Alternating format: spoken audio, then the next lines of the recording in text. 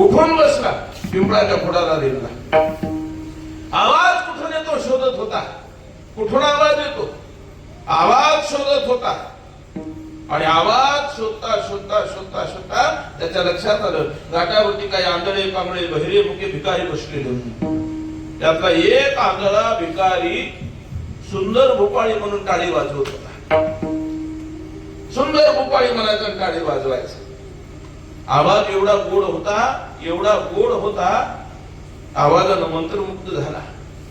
आवाजाकडे पाहत होता, सर्वांगाचं कान करून ऐकत होता. ज्या पिंपळाच्या खोडाला रेणून बसला, त्या खोडावरती, त्या झाडावरती रात्री 50-60 कावळे मुक्कामाला बसले होते. सकाळ झाली, लाली उगवली, तांबडं फुटलं, ते 50-60 कावळे आकाशात उडाले. गिरट्या घेतल्या त्यांनी. अन्नाच्या शोधार्थ ते आकाशात फिरायला लागले. हा पिंपळाच्या खोडाला रेणून शिपाई बसलाय. आंधळा भोपाळी म्हणून टाळी वाजवतोय. 50-60 कावळे आकाशात अन्नाच्या शोधार्थ फिरतात. गंमत पहा, काल एकादशी होती म्हणून कुणीतरी एवढा दशमीचा तुकडा आंधळ्याच्या ताटात टाकला होता. पण आंधळ्यानं तो दशमीचा तुकडा खाल्लाच नव्हता. तो तसाच होता. 50-60 कावळे आकाशात फिरत होते ना, त्यातल्या एका कावळ्यानं ते दशमीचा तुकडा पाहिला आणि त्यानं संघटना सोडली. त्यानं संघटना सोडली. 59 कावळे एका बाजूला आणि हा एकटा एका बाजूला दशमीच्या तुकड्यासाठी पळाला. आता गंमत पहा, शिपाई खोडाला रेलून बसून आवाज ऐकत होता. आंधळा भोपाळी म्हणून टाळी वाजवत होता. 59 कावळे एका बाजूला गेले आणि एक कावळ्यानं आंधळ्याच्या ताटातला दशमीचा तुकडा पाहिला आणि तो दशमीच्या तुकड्यासाठी तिकडे निघाला. त्यानं विचार केला, एवढा तुकडा मिळाला तर दिवसभर वनवन करण्याची गरज नाही, आपलं पोट भरत, म्हणून तो निघाला कावळा. आता त्या कावळ्यानं दशमीचा तुकडा उचलून पळण्याची वेळ, आंधळ्यानं भोपाळी म्हणून टाळी वाजवण्याची वेळ आणि खोडाला रेललेल्या शिपायानं तिकडं पाहण्याची वेळ एक झाली आणि न जाणो आंधळ्याच्या हातात कावळा सापडला. हे कोणी पाहिलं? खोडाला रेललेल्या शिपायाला. त्याचा बीपी वाढला. ते तसंच गडबडीत उठलं पडत आलं. त्या आंधळ्याला म्हणला, हे आंधळ्या. आंधळा म्हटलं, ची तुझ्या हातात काय तुला माहिती का? आंधळी माणसं हुशार असतात, काय नाही आपले महाराज हुशार.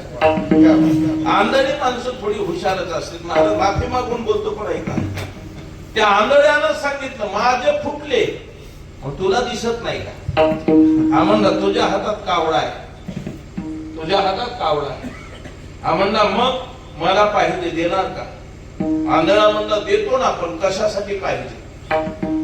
हा म्हणला, राजाच्या राणीला व्याधी झाल्या आणि त्याचा औषध म्हणून जिवंत कावळा पाहिजे. आंधळ्याने आणखा कावळा घट्ट धरला, आणखी घट्ट धरला. राजाच्या राणीचं औषध आणि माझ्या हातात, त्याने आणखी कावळा घट्ट धरला. हा शिपाई म्हणला, देणार का? आंधळा म्हणला, देईल ना. शिपाई म्हणला, किती रुपयाला देणार? आंधळा म्हणला, तू किती रुपयाला घेणार? आता किंमत माहित नसली की फजिती होते. हा म्हणला, तू किती रुपयाला देणार? आंधळा म्हणला, तू किती घेणार? किती देणार? हा म्हणला, 2000 देतो. आंधळा म्हणला, 2000ला कावळा मिळतो का?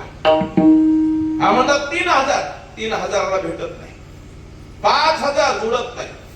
7000 देणार नाही. 10000ला सौदा फिक्स झाला. आता गंमत पहा, कावळा देणं बाकी, कावळा देणं बाकी, पैसे घेणं बाकी. आंधळ्याला असा कावळा धरलेला, घट्ट असा धरलेला. आंधळा मनातले मनात मनोरथ रचतोय. आता 10,000चं करायचं काय? काय करायचं? कधीच नाही पाहिलं आणि ते आता 10,000 त्याला ऐकलं. आता करायचं काय? त्यानं मनात मनोरथ रचायला सुरुवात केली. बस म्हणला, 10,000 एकदा भेटले ना, 5,000 जावयाला द्यायचे म्हणला. लेकीला कधीच तिला देऊन टाकायचे. कावळा किती मोठात राहिला, असं केलं. 5,000 जावयाला द्यायचे. 5 मोठात कावळा राहिला. मला 3,000चा किराणा भरायचा. कावळा पुन्हा भीक मागायला यायचंच नाही. आणि 2000चं म्हटला असं केलं 2000चं कावळा हातातून निघून गेला. याला म्हणायचं का गंडाळी न्याय.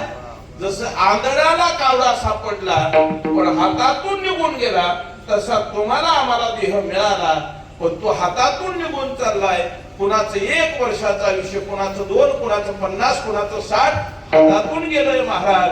पुन्हा पुन्हा जन्माला यावं लागेल आणि पुन्हा पुन्हा मरावं लागेल. मग मनुष्य देहरूपी कावळा हातात आलाय ना, आता सावध व्हा आणि जन्म मरणाचं खंडन करा. अभंग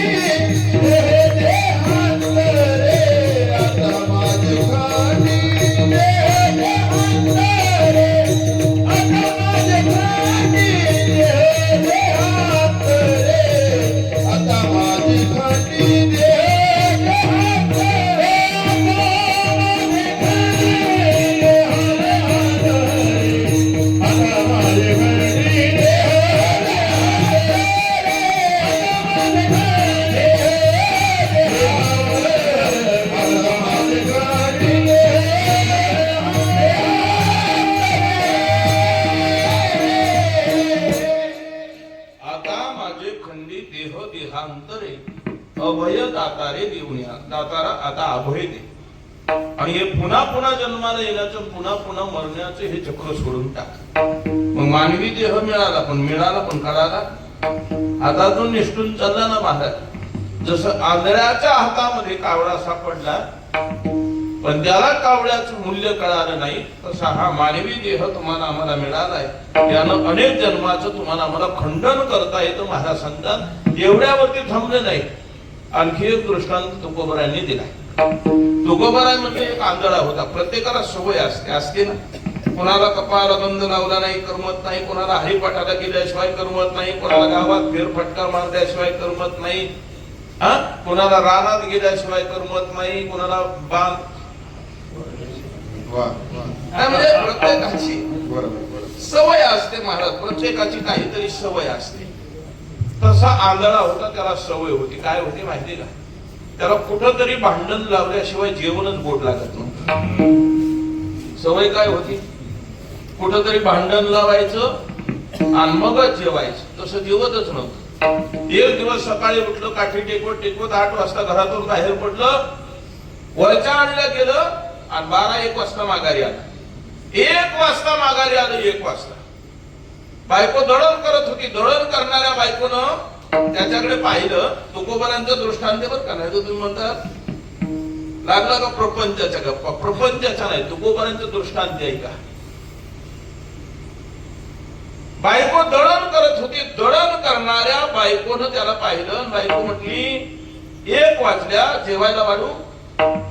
त्याला सांगितलं थांब जरा वेळ, जरासा दमलो, मला बाज टाकून दे, चिंचेच्या झाडाखाली झोपतो आणि भूक लागली की उठेल, थोडस विसावा घेतो. बायकोनं बाज टाकून दिली. बाजेवरती तिनं घोंगडी अंथरली. त्यानं ती घोंगडी खालून वरून अंगावरती घेतली, बुजगरून घेतलं. दुपारी 1 वाजता भर उन्हाळ्याचं. बायकोच्या मनात शंकेची पाल चुकचुकली. बायकोच्या मनात शंकेची पाल चुकचुकली. यानं ज्या अर्थी अंगावरती रोज घेतली, बुजगारून घेतलं, त्या अर्थी यानं काहीतरी पराक्रम केला. बायकोला माहिती ना महाराज नवऱ्याच्या खोडी, काहीतरी पराक्रम केला. बायकोची शंकेची पाल चुकचुकली. तेवढ्यामध्ये एक बाई पडत आली. त्या बाईनं आल्या आल्या विचारलं, का ग कुठे आहे तुझा नवरा? ती म्हणजे अहो 1 वाजताच ते झोपलेत. काय 1 वाजता झोपलाय? सकाळी आमच्या आळीत 9-9:30 आला. त्यानं अशी भांडणं लावली की ती भांडणं मिटवता मिटवता 1:30-2 वाजल्या. आणि तो मस्तपैकी 1 वाजता येऊन झोपा काढतोय. उठव त्याला विचारायचे, त्याला बोलायचे. पण रोजचे भांडणं माहित होती. आंधळ्याची बायको दळण करताना उठली, त्या माऊलीच्या पाया पडली, तिला तांब्याभर पाणी दिलं, जरा वेळ बसवलं आणि तिची माफी मागितली. जाऊ द्या ना, त्यांना कुठं दिसतंय, त्यांना काय कळतंय, जाऊ द्या ना, बोलले असतील, मी माफी मागते, कसं तरी माघारी लावलं. यानं अर्ध्या तासात ते सगळं ऐकलं. आणि मग शेवटी आंधळ्याची बायको वैतागली. रोजच्या कटकटीला वैतागली. ती आंधळ्या जवळ गेली. आंधळ्याला हाक मारली. ओ, पण असं हे शास्त्र, झोपलेल्या माणसाला जागू करता येत आणि झोपेचं सोंग घेतलेल्या माणसाला त्याला उठवणं अवघड असतं. ज्याला सोंग केलं त्याला कसं उठवायचं? तो ओ देना बोलेना, जागाच पण बोलेना. तिनं तोंडावरची रोग काढली, घोंगडी काढली, घामानं डबडबलेला, पण ओ देना, हरेना, बोलेना, डुलेना. तिनं तोंडाला घाललं, असं तोंडाला धरलं, हलवलं तरी आंधळा जागा होत नाही. तिनं पाणी घेतलं, थोडा सपका मारला तरी आंधळा जागा होत नाही. तिनं अंगावरची सगळी घोंगडी बाजूला ओढून फेकून दिली तरी आंधळा उठत नाही. आणि गचुंड्याला धरलं, असं हलवलं तरी आंधळा उठत नाही. सगळे प्रयत्न केले, आंधळा कसाच उठत नाही. शेवटी वैतागली आणि काय केलं? आंधळ्याच्या मागून गेली, अशी मागून गेली आणि आंधळ्याच्या कमरेत लाथ घातली. जशी लाथ घातली तशी ती खाली पडलं. बाजूला तरफडून जागा झालं, उठलं. काय म्हटलं माहिती का? बास. काय म्हटलं? बास, प्रपंचात काही कळा. काय म्हणलं? बास, प्रपंचात काही कळा. कोण म्हटलं? कोणतं? बास, प्रपंचात काही कळा नाही. आता घरी नाही राहणार. बायको म्हटली, मग आता पंढरपूरला जाणार. असं ते महाराज कमरेतला थापडल्या ना, मग इतर ते दिंडी कवा निघायची. तरुणपणात परमार्थ सुचत होता. मला सांगा ना, माठाच्या दिंडीत किती तरुण होते बरं? किती होते? आणि म्हातारे लोक म्हणतात, महाराज अजून काय पंढरपूर वाऱ्या करायचं वय का आमचं? असं ते महाराज सूत्र शास्त्र. जोपर्यंत प्रपंचात तात्या लाथ पडत नाही ना, तोपर्यंत पंढरपूर सुचतच नाही. तो म्हणला, बास, प्रपंचात काही कळा नाही. कोण म्हणला? बास, प्रपंचात काही कळा नाही. बायको म्हणली, मग? तो म्हणला, आता प्रपंच नाही करणार. बायको म्हणली, मग पंढरपूरला जाणार. त्याला वाटलं दम द्यावा थोडासा बायकोला, पण बायको त्याच्या पुढची होती. एक पाऊल, शेराला 125. बायको म्हणजे वा वा वा वा, जीवनाचं सोनं करा, सार्थक करा, आयुष्याचं कल्याण करा. जन्मासी येऊनी पहारे पंढरपूर, ऐशी चंद्रभागा ऐशी ऐसा विटेवरी देव. एकदा तरी पंढरपूरला जा, जीवनाचं सोनं करा. हा म्हणला, करायला गेलो गणपती झाला मारून. पोकळ दम द्यायला गेलो, बायको याच्या पुढची निघाली. बायकोने त्याला घरातूनच काढला. हा तसाच रागात गेला. बायको म्हणजे, जा 12 घाला, गुडघ्यापर्यंत धोतर आहे, चांगलं धोतर घाला, जोडा घाला चांगला, काठी टेकवा, निघा पंढरपूरला. हे घरात गेलं. बायकोला म्हणला, तुला वाटला असेल. बायको म्हणजे, मला काही वाटत नाही. हे 12 धरा, धोतर धरा आणि निघा पंढरपूरला. पेशवी भरून देऊ का तुम्हाला? नाही, तुला वाटत असेल. बायको म्हणजे, काही वाटत नाही, जन्माचं सार्थक करा, जा पंढरपूरला. याला जोडा घातला, काठी घेतली. तुला वाटलं असेल चेष्टा करतो. बायको म्हणजे, चेष्टा बिष्टा काहीच करू नका, धरा, 100-200 धरा आणि पंढरपूरला निघा. हा ओट्यावरती आला. तो म्हणला, पोरांच्या. बायको म्हणली, मी पोरांना मामाच्या घरी नेऊन घातली, पण तुम्ही पंढरपूरला जा. हे अंगणात आलं. म्हणला, गेट बीट नीटला, रोडला गाड्या बिड्या येतील. ती म्हणजे, मी कुलूप लावी, ते तुम्ही व्हा. शेवटी नाविलाज झाला आणि पंढरपूरच्या रस्त्याला निघाला. गुडघ्यापर्यंत धोतरे, अंगामध्ये 12 खांद्याला उपरणे, डोक्याला पागोट गुंडाळले, हातामध्ये काठी आहे, पायात जोडा आहे, काठी टेकवत निघाला. पण ऊन लागलं, चटके बसले, म्हणून तास 2 तास झाडाला सावलीला बसला. संध्याकाळी 5-5:30 झाल्या, शीतळ छाया झाली आणि मग चालू लागला. गावापासून 3 किलोमीटर अंतरावर गेला. माणसाचा आवाज नाही, पशुपक्ष्याचा किलकिलाट नाही, निर्जन स्थळी, निर्मनुष्य स्थळी गेला आणि चालता चालता ठेच लागली तसा खाली पडला.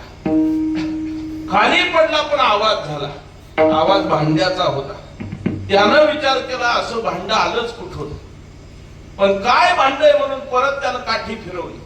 काठीच्या पुढचं लोखंड लागलं आणि पुन्हा टन आवाज झाला. त्यानं विचार केला, असं भांड आलंच काय म्हणून त्या आवाजाच्या दिशेने गेला.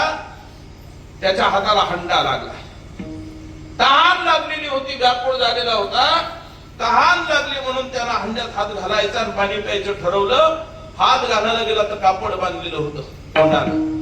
अंदाजानं तोंडाच्या गाठी सोडल्या कपड्याच्या आणि हंड्यात पाण्याच्या आशेनं हात घातला. त्याला पाणी नाही मिळालं. त्याच्या हाताला काहीतरी गोल लागलं. काय बोले म्हणून त्यानं बारकाईनं पाहिलं तर त्या सोन्याच्या मोहरा होत्या. त्याच्या लक्षात आलं. त्याला हातानं चापसलं, त्याच्या लक्षात आलं सोन्याच्या मोहरा आहेत. सोन्याच्या मोहरानं भरलेला हंडा आंधळ्याला सापडला. एवढं सोनं होतं संतोषराव, एवढं की त्यानं ते मोडलं असतं आणि तेवढे पैसे जर बँकेत टाकले असते ना तर दर एकादशीला हजारो वारकऱ्यांना मोफत अन्नदान केलं असतं. पंढरपूर मध्ये हजारो वारकऱ्यांना अन्नदान केलं असतं की नाही. एवढं सोनं होतं. पण त्यानं तसं नाही केलं. त्यानं काय केलं माहिती का, खांद्यावरचं उपकरण घेतलं, हंड्याभोवती गुंडाळलं, हंडा उचलला, खांद्यावरती घेतला आणि घराच्या दिशेने निघाला. कुठं निघाला? घराच्या दिशेने. वास्तविकता त्यानं कुठं जायला पाहिजे होतं? कुठं जायला पाहिजे होतं? पुढं पंढरपूरला. कुठं जायला पाहिजे होतं महाराज? पंढरपूरला. कुठं संतोषराव तुमचं काय म्हणणं आहे? सुनील सरपंच पंढरपूरला. कुठं जायला पाहिजे होतं? पंढरपूरला. माऊल्यानं कुठं? पंढरपूरला. एवढं सोनं होतं महाराज. घरी आला नसताना फक्त मोडलं असतं, बँकेत पैसे ठेवले असते, महिन्याला व्याज काढायचं. हजारो वारकऱ्यांना फराळाचं उपवास केलं, हजारो वारकऱ्यांना पंगत घातली असती का नाही? मग त्यानं कुठं जायला पाहिजे होतं? त्यानं पंढरपूरला जायला पाहिजे होतं की नाही? आणि मला सांगा ना, त्याच्या जागेवर तुम्ही असते तर कुठे गेले असते?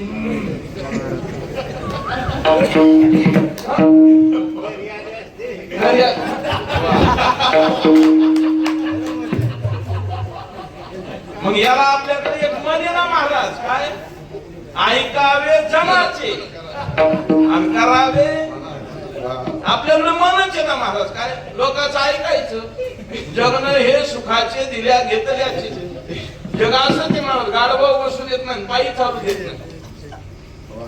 जग असं ते महाराज. त्यानं तेच केलं. त्यानं काय केलं? ते आपलाच मावस भाऊ होता. त्यानं काय केलं? ते घराच्या दिशेने निघाले. रात्रभर चालत चालत चालत चालत पहाटे 5 वाजता दारात आले. अंधारात आल्याबरोबर त्यानं असं दार वाजवलं. त्याला ओच मिळाली नाही. पुन्हा मग बायको आतून म्हणली, कोण? आम्हाला मी. बायको म्हणजे मी कोण? आम्हाला पप्याचा बाप. बायको म्हणजे तो गेला पंढरपूरला. ती म्हणली, कसला पंढरपूर? तुम्हाला कसला पंढरपूर आणि कसलं गाणगापूर? माघारी आला दार उघड. ती म्हणली, काही सांगू नका, जीवनाचं सोनं करा, सार्थक करा, आयुष्याचं कल्याण करा, जा पंढरपूरला. तो म्हणायचा, मी काय आणलं? दरवाजा उघड, एकदा पहा. ती म्हणायची, काही सांगू नका, जन्माशी येऊन पहारे पंढर. तिचं आपलं भाषण चालू. हा म्हणायचा, मी काय आणलं? एकदा दार उघड. 5:30 वाजले, अर्धा तास झाला तरी दार उघडी ना. ती म्हणायची, जा जीवनाचं सोनं करा, सार्थक करा, जन्माशी येऊन पहारे पंढरी, विठ्ठल भीमा तरी उभा असे, आणि जा पंढरपूरला. ते म्हणायचं, मी काय आणलं? एकदा दार उघड. 5:45 वाजले, शेजारी पाजारी जागे व्हायला लागले, खराटे वाजायला लागले. आणि खराटे वाजले, हा काय म्हणला माहितीये का? ए माझी आई. काय म्हणला? ए माझी आई पाया पडतो. कोण म्हणता?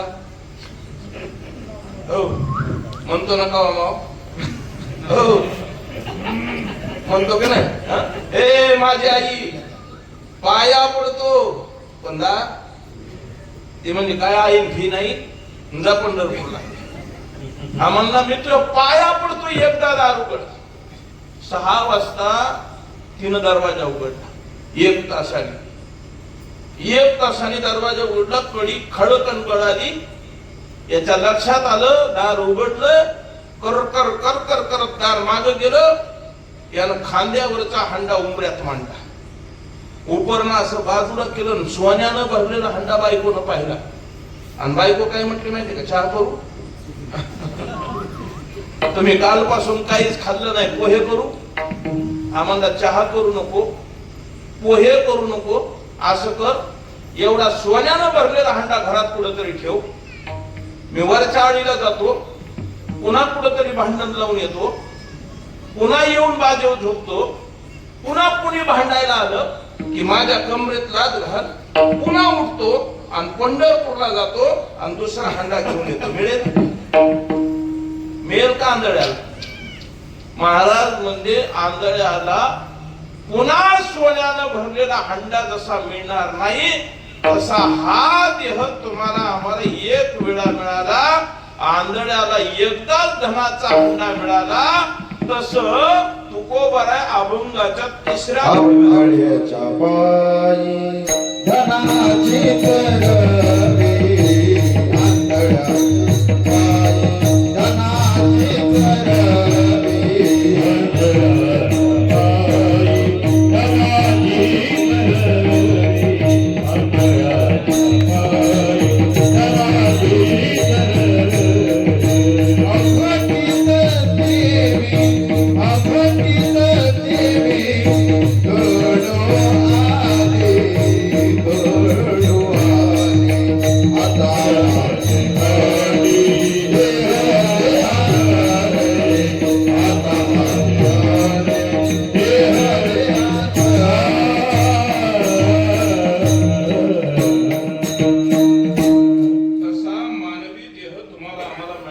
आंधळ्याचे पायी धनाची चरवी अघटित देवी घडू आले. जसं आंधळ्याला चुकून धनाचा हंडा सापडला तसा हा मानवी देह तुम्हाला आम्हाला चुकून मिळाला.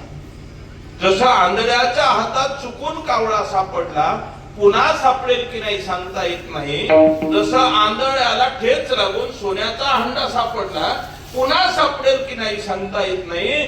तसा हा लाख मोलाचा मानवी देह तुम्हाला आम्हाला एकदा मिळाला, पुन्हा मिळेल का नाही सांगता येत नाही. मग या देहानं जन्म मरणाचं खंडन करा. आता माझे खंडी देह देहांतरे बहुता जन्मांची धडी लागली हाती.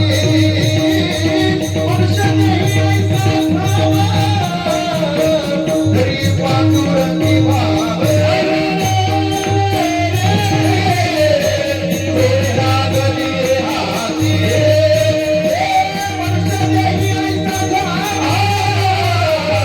धडी पांडुरंगी